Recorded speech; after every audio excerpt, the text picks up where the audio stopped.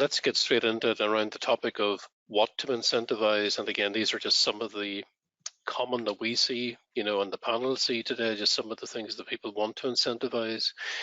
So what I'd like to do is start, Kenneth, if I may, with you on the panel. It's a very broad area, this area of what to incentivize, but we would like to get your thoughts on the types of behaviors or even activities that vendors typically try to incentivize, and how to determine the best fit incentive by both activity and partner type. Okay, thanks, John. Great questions to kick things off.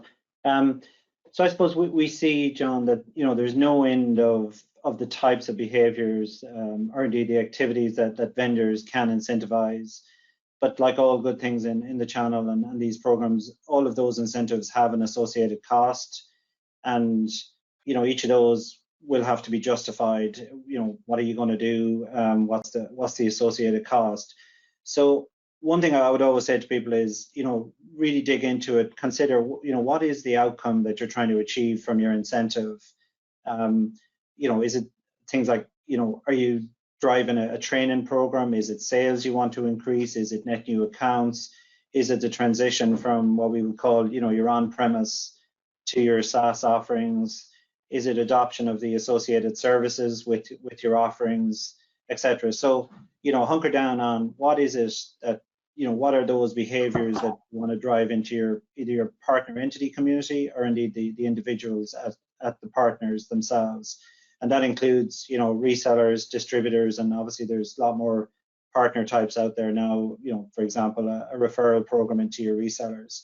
But kind of, once you nail down the what it is that you want to be that outcome, then you need to focus on the who are you going after to target. As I said, is it the partner entity? Is it the individual at the partner entity? And we kind of dig into some of the examples that that we see running on the platform across many vendors globally. There's a huge appetite right now, and has been over the past 2 years, to incentivize training, to incentivize deal registration, and particularly closed opportunities. So obviously incentivizing individuals with spiffs to drive deal closure. So when you have a deal registration program, you obviously have line of sight or visibility into your sales pipeline. So now you can be very impactful with a spiff program to those sales guys at the partner. And the reality is a lot of these guys are coin operated, and why wouldn't they?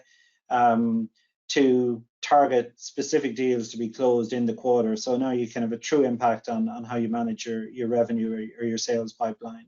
And as I said, another big one we've seen very much, whether it was COVID related or not, I'm not sure, but a huge amount of incentivization done on training over the last year. And there were, two real examples of spiffs at individuals. And then you have your more traditional incentives, which are rebates to the partner entity.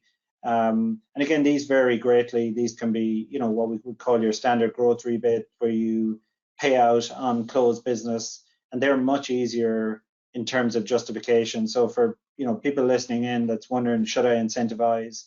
It's very easy to set up and run a rebate, and partners really like that. You are going to win partner mindshare by having a rebate program.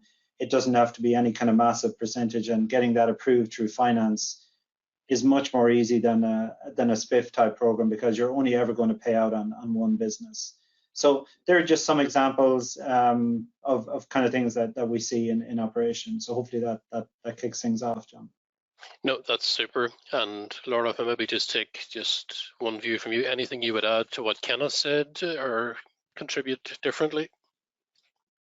So we are seeing lots of different requests come in for different incentives to actually grow the business, and targeting into partners, specifically to the business needs within the theater. So while we used to try to do everything global, we're really drilling in on a regional perspective to make sure that we're able to make an impact in region, and which means similar programs with unique differences as we're going and trying to set up the structure of programs to help grow the business. That's super. Thanks, Laura. So definitely a philosophy of think global, act local, for that. So thank you for that. So Brenda, let's get another poll, please, then, and let's see what the audience are doing. Let's get the audience opinion on what types of incentive programs they're actually offering, please. Okay, John, this time we're asking, what mix of incentive programs do you offer to partners? Is it rebates, spiffs, referrals, if it's a mixture or a combination of those, and of course, if you don't run incentive programs for partners?